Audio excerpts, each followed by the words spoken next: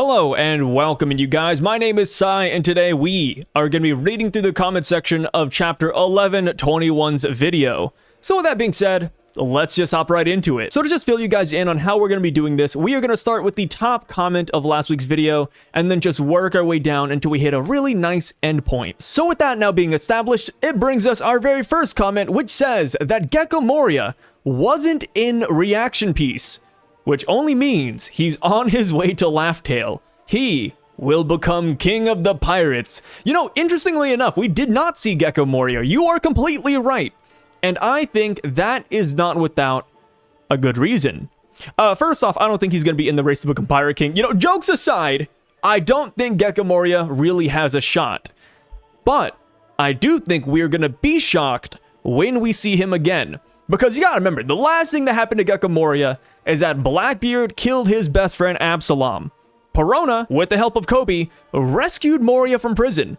We didn't see him escape Hachinosu, we didn't see where he was going, and we also have not seen what he looked like after he left prison. And we all know that prison bodies are a real thing, so the next time we see Gecko Moria, I am putting my money that he's going to look like a changed man.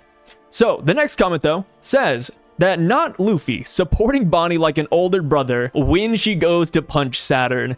Yeah, I mean, that's one of the main reasons why I want Bonney here. You know, Bonnie's been looking up to Luffy the entire time. Luffy is super supportive, and since they do have, quote, the same fighting style, I would love to see Luffy teach Bonney more techniques. Because right now, Bonnie's techniques are absolutely cheeks. All she has done so far is thrown out big Nika punches. She literally calls them that. Liberation punch, extra large punch. Luffy needs to teach her the way.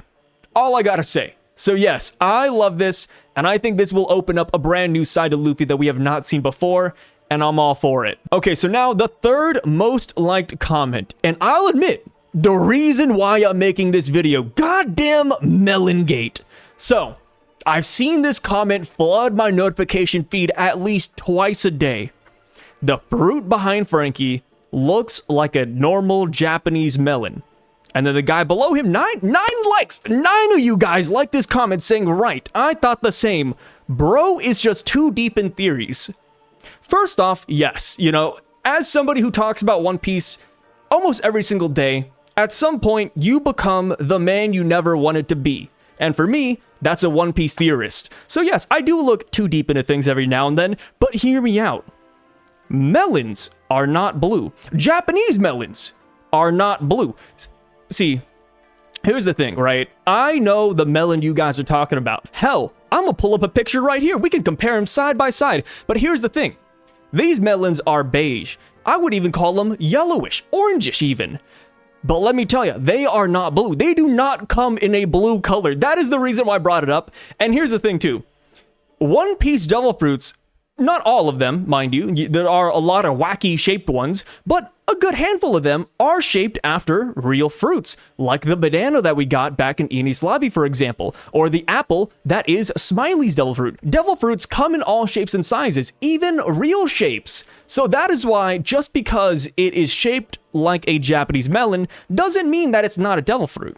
And all I gotta say about this is that I made sure to do extensive fruit research before making that video and bringing up the devil fruit idea. Doesn't have to be a devil fruit, mind you. You know, like I said, I'm open to being wrong, but hopefully you guys can see what I mean here, right? Like, it's not blue. Like, straight up, dude. Like, these fruits are not blue. There's no way. Blue isn't a natural color in the world. Like, for example, right? I don't know how many of you guys go on Twitter or TikTok or any of that, but there was a post about a man finding a blue lobster in the ocean the other day. And do you guys know how rare a blue lobster is? 1 in 2 billion. Or sorry, 1 in 2 million. Hey, we could throw the billion in there too. It's almost the same thing, right? When was the last time you've seen a real life blue lobster? It just doesn't happen. Same with the blue cantaloupe, you know? So all I gotta say about Melon Gate here, you know, I just wanted to put my 2 cents in there. You know, it could be something, doesn't have to be anything, but hopefully you guys see that I'm not just completely lost it, right? There is a small piece of common sense behind my madness, guys. And also, all I gotta say is that today, a video came out of Oda drawing this color spread piece by piece. So I'm gonna pull it up on my phone. I think I'll just put it on screen. It'll be easier for you guys to see. But at first, the color spread was supposed to be the Straw Hats building a small Going Merry. But Oda, being a typical guy and typical gooner, he stopped. Let me see. I'm playing it right now. Oh, wow, the light's horrible right here. So he stops right before he finishes it, and then he starts drawing Nami. Boom, Nami. Okay, that looks awful. I'll just put the images here. So he starts drawing Nami, and after he draws Nami, one of the very first fruits he draws, the very first fruit he draws is literally the blue melon. That is the first one out of everything here. After Nami, he writes one piece, blue melon. Hey, guys, all I gotta say, I might be crazy, but if too many things start lining up, it's hard not to see a ghost in the corner of your room. And I'm gonna be quite honest, those words just left my mouth and they don't make any sense. But they did in the moment. So going on to the next comment, Melon Gate aside, there is one storyline in my mind that I wanted to happen at Elbaf. Enel's return and the death of Elbaf. Okay, so before I read the rest of this, I gotta say right here, I love it. I love Enel's return. And also, as a giant hater, the death of Elbaf sounds pretty fire. So, his devil fruit was eaten by Usopp. The lightning devil fruit is very powerful, so Usopp will get the major power-up that he needs. I think the 10-ton fake hammer that Usopp used at Thriller Bark against Perona is foreshadowing that it will get Mjolnir, Thor's hammer. He'll become friends with Loki and the giants of Elbaf, just like how Enel proclaimed himself as God. I think the God Usopp title is foreshadowing that he'll become the God of Thunder by lifting and channeling the lightning power into the hammer exactly like Thor. The reason I mentioned him becoming friends with Loki to get Mjolnir that was hidden in Elbaf that no one ever lifted it from the time since the Void Century. Edit, Enel's return at Elbaf might be because he could have gotten the information from the moon that Uranus was connected to Elbaf, probably, and it's there as well. That's how Vegapunk managed to build the Mother Flame, which we all thought at first that it was Uranus. I hope you add this theory in your comment reading video. Oh, wow, he mentioned the comment reading video. Wow, that's crazy. So, as far as this theory goes, though, I do like this a lot, and I agree with most of it. I even have my own video talking about how Usopp will get Mjolnir at Elbaf because of exactly what you said, the 10-ton hammer. I do think that is foreshadowing. He also used a hammer against Mr. 5? Yeah, Mr. 5 in Mr. 4 in Alabasta. Sorry, I get the numbers mixed up a lot. But yeah, he used a hammer against Mr. 4. He used a hammer against Chu. He used a hammer against Perona. Usopp and hammers have been hand in hand. So I do think that Usopp will get Mjolnir, or the One Piece version of Mjolnir. As far as Usopp getting Enel's Devil Fruit, I don't think that's going to happen. Simply because I feel like getting a new weapon will be good enough of an upgrade already. And not to mention, but when it comes to Usopp, Oda has purposefully tried to keep Usopp as one of the weaker Straw Hats. If he were to get a Logia, the Lightning Logia, mind you, I think that would make him too broken. And if you're wondering why Oda has said he wants to keep Usopp weak, it's because he is relatable to the viewers. So that is why he does that. And if you're wondering where I got that from, it's from an old, I think 2010 interview with Oda and the Luffy voice actress in Japanese. So you can look that up. That has been a thing. So I think giving him one upgrade is good enough. As far as Enel coming back into the story during Elbaf, yes, I do agree with that as well. I feel like at some point he has to come back, right? He has too much information to be left on the sidelines for too long. And a good way to bring him back in, if not Elbaf, would be with Arouge, because Arouge is also from Burka. Enel destroyed his homeland. So whenever we get Arouge, along with his backstory, Enel will definitely be tied in somehow, one way or another. All right, so the next comment says, "It was coming out of Nami's legs, and I was kind of playing with it." Brother, what?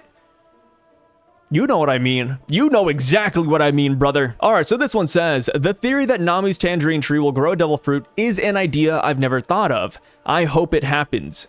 And me too. I think it would be really fun, and I would love to see the Straw Hats react to the devil fruit, guess what devil fruit it is, and then nominate somebody to eat said devil fruit, or at least contemplate it. Oh wait, actually, they don't have to guess what devil fruit it actually is, since Sanji has read a devil fruit encyclopedia book. So that would be kind of fun, right? A fruit pops up, they're like, wait, what is this? What is this? And then Sanji says, hey guys, it's X devil fruit, right? I think that'd be a lot of fun. As far as which Straw Hat would actually eat the devil fruit, I still have no clue. I feel like everybody does like to swim, and if they haven't eaten one yet, I just can't imagine anyone willingly eating it. Unless it's like a really good one, right? Then maybe Usopp would, because we talked about that earlier, but I don't know if Oda would do that. So we'll have to see when it comes, and hopefully it does come up. So the next comment says, "We are so fine, it's ridiculous," is a quote I said. Then next week, Emu will come to the island. And yeah, I mean, right now, and even in the past couple of chapters, I've been on the boat that the tension here on Egghead Island hasn't been super high. I mean, the tension is high, but as far as me worrying about the Straw Hats, and I'm sure most of you guys feel the same way, but we're not exactly threatened by the Gorosei, right? We don't look at Saturn on the Elbaf ship, and we're not sweating bullets like, oh my god, how are we going to deal with this? No. We're fine. The Straw Hats are making it out A-okay. You know, Atlas blew up Venus, Mars is nowhere to be seen. Emeth is holding off 2 Gorosei members. The Straw Hats are A-okay. They're going to escape. They're already off the island. So I would love if Emu showed up, or if the Holy Knights showed up. I would love if somebody showed up here and was such a threat. It had me sweating for the Straw Hats, because I do think that would be a lot of fun. You know, not knowing what would happen next, you know, seeing unexpected characters show up is probably what One Piece does best. In this arc, the Gorosei won York, Punk Records, Mother Flame, and they also killed Vegapunk. But their biggest L is not stopping the Vegapunk broadcast. Yep. And here's the thing too, like, all of these are really big. And it's funny when you think about it, right? If the Straw Hats were straight up killers, like if the Straw Hats had no hesitation in their body whatsoever, York would have been dead a long time ago. Like, I would almost argue that they should have killed York when they had the chance. When they were in the room, you know, Zoro's pointing the sword at her, Usopp had the gun, I think they should have just pulled the trigger. You know, maybe that's morbid of me to say, but when you think about it, York, after Egghead Island, is going to go off, become a celestial dragon, produce the Mother Flame, and help the Gorosei blow up islands. Like, she is bad, right? And then plus, since she's alive, they'll have access to Punk Records. If York was dead, they wouldn't be able to get in because they're not the satellites. Or at least that's how I'm assuming it works. We don't exactly know how Punk Records functions, but I'm assuming that's how it goes. So yeah, I feel like we should have taken down York, and that's why when Atlas said, hey, you know, York is listening into our GPS coordinates, York will be able to follow us no matter where we go, I was hoping Atlas would take down York with her, but instead, you know, she took down Venus, which is also huge. But yeah, outside of that though, not stopping the Vegapunk broadcast is crazy, right? Because the Gorosei, I guarantee you, they would have tried their damn hardest to cover up Egghead Island. You know, like, come the next day, Big News Morgans and the paper company would be printing that the Straw Hats are the bad guys. The Straw Hats killed Vegapunk. The Straw Hats blew up the island, or something crazy like that. But now that Vegapunk's broadcast is out, nobody cares. The focus of the world has now moved past that. They're all trying to find the One Piece and the ancient weapons. Vegapunk has quite literally set the world on fire. So now, moving on to the next comment. It says, maybe the mystery character is the man marked by flames. Also, that drain plug theory might be the best One Piece theory I've ever heard. And then just going down to the comment below, you know, typically I don't read replies because we'd be here all day, but this one I think is kind of important to point out. The guy says, I've heard the drain plug theory before as well, but I forgot where I heard it from. Do you remember the video? And then the people below him are just like, wait, what's the video? Huh? First time I've heard of it. Here's the thing. I did not make the drain plug theory video. I got it from comments from the last video I made. So it's not me either. You know, like, I've seen a lot of people talking about this one. Who knows where it actually originated from, but I do think it is a fun idea to play with, right? The One Piece is a giant drain plug that takes in all the rising water, which when you think about it, we will have to get rid of the water somehow.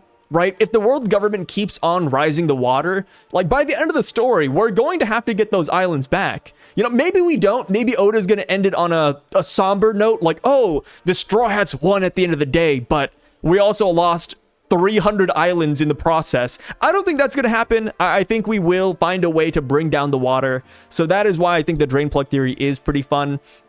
That's one route we could go. Another route would be that they destroy the red line, and because the red line crumbles, that gives us more land to stand on, maybe. I'm not too sure. You know, because the world of One Piece works in a weird way, so maybe that wouldn't be the case. Because when you think about it, with Lelouch and Enies Lobby being massive holes into the earth, you would assume that the water would sink down. But no, the water is rising because of that. So, you know, who knows how this is going to turn out. But as far as the mystery character being the man marked by flames, I do think that is possible. But even if that is the case, I still want to hold my ground and say that that character is still a Holy Knight. And the reason I say that, it isn't just because of the silhouette, the sword, and the cape, but it's also because of what Shiryu said back during the Kuzan flashback, saying, hey, wouldn't it be really smart and very world government-like to actually take a road poneglyph for themselves? And I agree. You know, if the world government has been around for 900 years, and if they knew that 4 road poneglyphs is all it took to take somebody to Laugh Tale, then I would take 1 road poneglyph to make sure nobody could complete the map. So that's kind of why I like the Holy Knight route personally, and maybe that is the man marked by flames. Alright, so next up it says, I like Luffy looking after and supporting Bonney in a way similar to Roger and Shanks, but this time more involved and sympathetic. And yeah, I agree. The thing with Roger and Shanks is I think they were involved in sympathetic. We just haven't seen it. Like, it's weird because whenever it comes to the Roger and Shanks flashback, we've only seen it from Odin's perspective or partially from Buggy's perspective. I feel like once we go through Shanks' entire story arc, we'll see how great Roger truly was. And vice versa. Maybe if we see Roger's flashback, maybe he's a great dad to Shanks. I think a main reason why a lot of people feel like the Roger and Shanks dynamic falls flat is simply because Roger died shortly after finding the One Piece. I feel like if Roger lived up until the old age of 100, he would have spent more time with Shanks, but his time was just limited in the end, and it's kind of just unfortunate more so than anything. All right, so the next comment says, the mystery guy is the up-and-coming leader of the Holy Knights like Figarland Garling's understudy. And I completely agree. And let me tell you why I agree as well. So in the final page, right, we got the whole spread. We have Dragon and Sabo, master and student. We also have Akainu and Kobe. I would say Akainu's like the prime marine right now, and then Kobe's probably going to be the future prime marine since he wants to be an admiral. So with those two pairings having that connection, I wouldn't be surprised if it's for Garland Garling and the strongest Holy Knight underneath him, who is going to be the next leader. I think that fits really well, but of course, this does fall a little bit flat when you bring in Kuzan and Emu because, you know, how do these guys fit in here, right? I know they have their own agenda, but it doesn't work with the whole master and student kind of mindset. This one's kind of funny, so I'm gonna bring this up. The guy says, I never clicked off a video so fast once I realized that my autoplay brought this up, since I hadn't read the chapter yet. I'm listening to this on YouTube at work, but I came back. Hey, welcome back, Corey. And yeah, I mean, YouTube autoplay is sometimes crazy, especially when it plays the same creator and you don't notice that you're on a new video. That's happened to me a lot of times, and I'm just like, wait, what? Like, what's going on? And then I realized YouTube just sent me across the whole globe. All right, so the next comment says, Roger, Rayleigh, Shanks, Mihawk, Blackbeard, Buggy, Emu, Figarland, Dragon, Sabo, Luffy, Zoro, Crocodile, Akainu, Kuzan, Kizaru, Sentomaru, Saturn, Venus, Mercury, Jupiter, Emeth, Kuma, Bonney, Dory, Brogy, Nami, Usopp, this guy really put in the time, by the way. That's why I'm reading through it. Usopp, Judge, King, Marco, Vegapunk, Caesar, Pudding, Vivi, Shirahoshi, and Kobe. All of these characters in a single chapter is insane. And the person below, I'm gonna read it, it says Whitebeard, and the new character as well. And here's the thing, I kid you not, but I have not heard a single person complain about reaction piece this week. All the other chapters, man, I would see comments of people saying, yo, this is horrible, this is mid, who cares about these characters? But nobody's saying that this time around. Because it's Shanks, Mihawk, Buggy, and all these guys, right? And it makes sense, right? I do think this is the prime time for reaction piece. Granted, we don't see a lot of these characters reacting to the message. Like Shanks, for example. In the Shanks panel, he's actually just blasted out of his mind and we don't see him drinking. And same for Blackbeard, right? Blackbeard, he only makes an appearance at the very end of the chapter and it's not even a reaction. It's literally just like his wanted poster. So like, even though these guys aren't reacting in real time, it is still nice seeing their image this week, and this is exactly what people wanted, right? And I don't blame people for not liking reactions like Leo and Rebecca, and I'm trying to think of who else had a really mediocre one, like Roshio and the people of Jaya. I thought they were hilarious personally, but you know, it's not everybody's taste. I understand that. But yeah, there's a lot of characters who just kind of showed up, you know, they ate up some panels, but you know, that's how it is, right? This is world-breaking news. And Oda wanted to show us the world. But this time around, Oda only showed us the shooters of the world. He only showed us the people who are going to be massively relevant in the very end. Also, just looking through this one more time, he didn't mention Tilestone. This person did not mention Tilestone or Iceberg. Water 7 is getting no love here. I see. Alright, so on to the next one though. It says, One Piece fans saying that the last panel of this chapter makes Mihawk look bad just keeps confirming to me that they are super reactionary. Phenomenal chapter though. Yeah, I mean, I don't really get that one. You know, if people are just, you know, shooting jabs, having fun with it, sure, Mihawk's not there, it's a bad Mihawk look. But in reality, it makes a lot of sense why Mihawk isn't there. I've already talked about it in the video, so you guys know where I'm coming from. But yeah, like Mihawk, the guy wants to chill, right? Like the guy's hanging out. He's not looking for the One Piece. He never said he wanted to look for the One Piece. It's something that Buggy pushed on his table, right? Like imagine you're eating food with your siblings. You finish your plate, you're about to head upstairs and play some video games, and then boom, your little sister puts broccoli on your plate. What the hell? What are you doing? I don't want this. That right there is essentially Mihawk. You know, he doesn't want any of this, dude. The guy's just hanging out. And then one day, boom, he lost his job. Crocodile gives him a call. And the next thing you know, he's working for Buggy and looking for the One Piece. You know, like this isn't what he expected. You know, when it comes to Mihawk, when you think about his daily life, he drinks wine, hangs out with baboons and gothic girls, and then he waits for people to roll up on him and take his title. You know, people go to Mihawk. Mihawk doesn't go to other people, you know? That's just how it is. Gorosei training arc incoming ? Also, with Ethan, Venus, this whole chapter happened in a few minutes, so it's not that crazy that he is chilling for a second. The sunny dropping is good time scaling. And you know what? This guy is completely right. So it's definitely going to be a little bit until we see Venus, considering the fact that it has always taken quite some time for a Gorosei member to recover once somebody has damaged them. Like Kuma, for example. You know, Kuma blasted Saturn. It took him like half a chapter to come back, right? Luffy knocked Saturn back, took a chapter to recover. Same with all the other Gorosei members. Once they go down, they're down for a little bit, right? Regeneration isn't instant, which I think is good. That's good balancing. If these guys recovered ASAP, that'd be too crazy. So as far as the Gorosei training arc, my current hope and or mindset with these guys is that they're not at their strongest right now. That may sound like copium, but I call it hopium. You know, like I'm hoping that they get stronger later, right? I would love to see a 1v1 fight and these guys are absolute monsters, more so than what we're seeing here on Egghead Island. But my mindset right now is that maybe, this is gonna sound stupid, but maybe they're stronger at night. Since they are yokai and or demons or mythological monsters, typically monsters, especially yokai, are stronger at night. And, you know, going back to a core thematic of One Piece, Luffy is the sun god. He brings the dawn, there's the sun pirates, like the sun theme has been very apparent throughout the series. So since so much of the plot revolves around the sun, I feel like we'll eventually get the same thing with the moon. I know we already have the Minks in Sulong form, but that itself is still a mystery too, because when the Minks turn into Sulong form, Jinbei told us that it is because they awaken their primal feral memories. So what are they remembering that happened in the middle of the night? Well, I think they were fighting demons, maybe the Gorosei, maybe the Holy Knights, or whoever transformed 900 years ago, you know, and that's why they have these, quote, feral memories. I think that's a key thing to point out. And yeah, I do think if the Gorosei were to get stronger, it would simply be because of the moonlight, the darkness, or Emu's powers and his influence. All right, so this comment almost has nothing to do with the chapter, but I love it nonetheless. The guy says, yo, we really need a good One Piece fighting game before it's too late. Imagine playing as Gear 5th Luffy versus the Gorosei.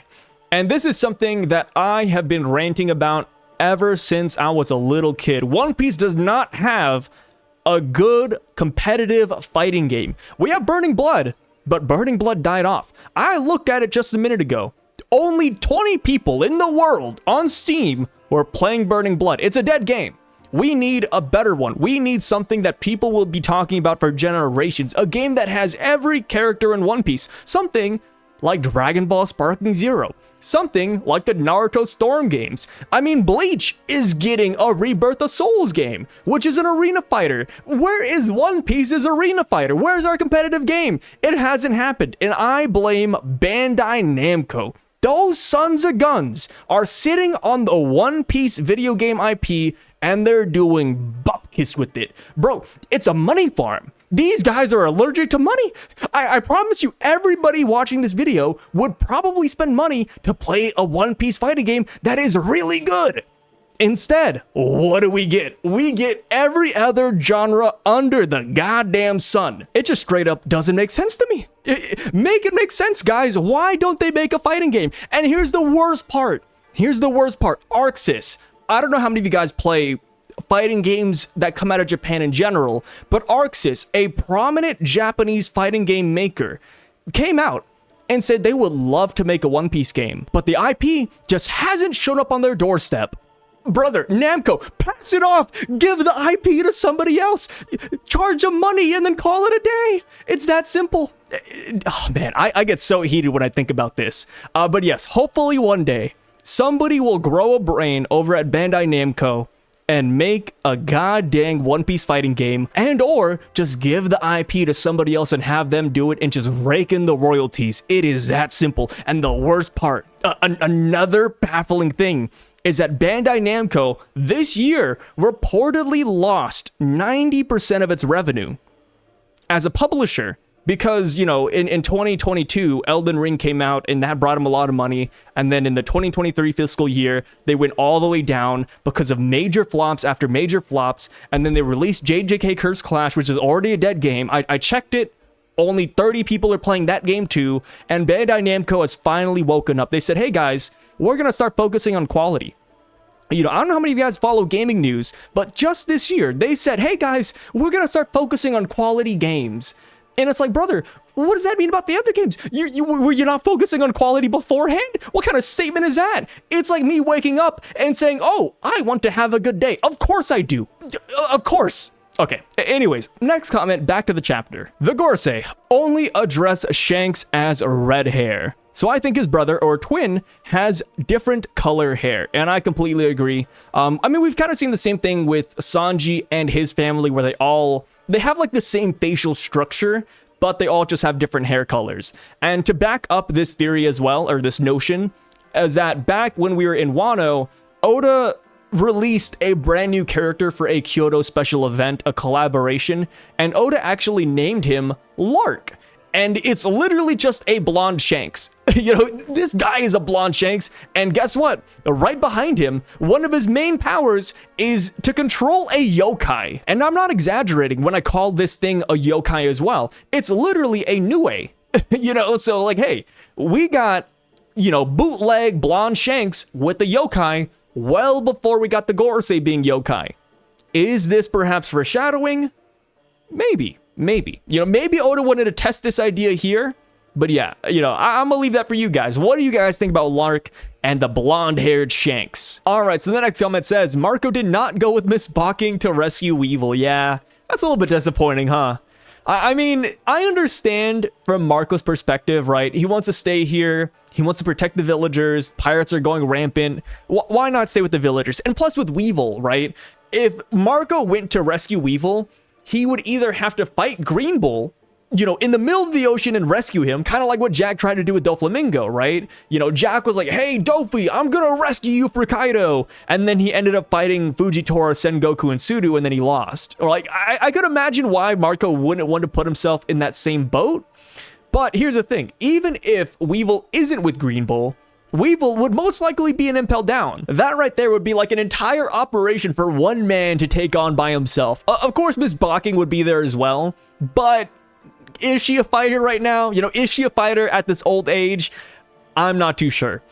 So since Marco presumably did not go with Miss Bocking, where would she go next? I think there's a good chance she could go to Cross Guild and ask them for help, right? Like, hey, we'll work under you, just please save my son. I could see that being a plot point. But yeah, I think Miss Bocking is going to start going around to old buddies or other pirates she knows just to ask them for help. And I think that'd be pretty cool, because we got to remember that Miss Bocking does, or at least should, have a lot of connections since she was a part of Rox's crew. So the comment right below says, so you don't want Atlas to be like Chaozu when he blew himself up against Nappa. And no, I really don't. This is in reference because I said that Atlas blew up Venus, and thus now we don't see Venus in this chapter since he's regenerating, and that is meaningful, right? You know, Atlas's death, while she didn't kill him, it's meaningful because the Straw Hats can now escape. So yeah, I agree. I don't want Atlas to be like Chaozu. I want Atlas's death to be felt. Kind of like how Pedro, right? Pedro died, and it saved the Straw Hats in the situation, but it also had a lasting scar, which ended up being the fact that Perospero no longer has one of his arms, which I think is pretty cool. You know, feels bad for Perospero. He didn't ask for it. He was just doing his job. But yeah, you know, Pedro, his death had a nice lasting effect. Also, one thing that I forgot to mention when I was talking about the chapter is that in the panel where we see the Thousand Sunny falling, I totally missed this, but there's a panel where Zoro has that like notification box or notification alert where he's looking up, and he's actually drawing his sword. He puts his hand on his sword. And I'm like, wait, is Venus coming back? Is that Marcus Mars? I don't know. Or is Zoro just simply trying to hold down his sword so it don't fly away? I thought that was kind of interesting the day after, and I want to hear what you guys have to say about that. In this panel, why is Zoro getting strapped up? Why is he ready for a fight? Are one of the Gorosei members coming back? If so, who do you think it is? All right, so that is it for today, guys. Thank you so much for stopping by and checking out this video with me. I really freaking appreciate you guys and all of your comments. Even if I didn't read it, just know that my phone constantly blows up and I casually just read them on the side. Even if I don't respond, even if I didn't bring them here, they all matter. And I really appreciate all of your support. And also, I'm going to shield myself out a little bit, but if you want to follow me over on Twitch, I stream almost every other night, super late. It is over at SYVDUCK. I also have multiple YouTube channels. I have an anime reaction channel that is linked down below, as well as a gaming channel and the spoiler channel and the theory channel. Check any or all of those out, or none of them.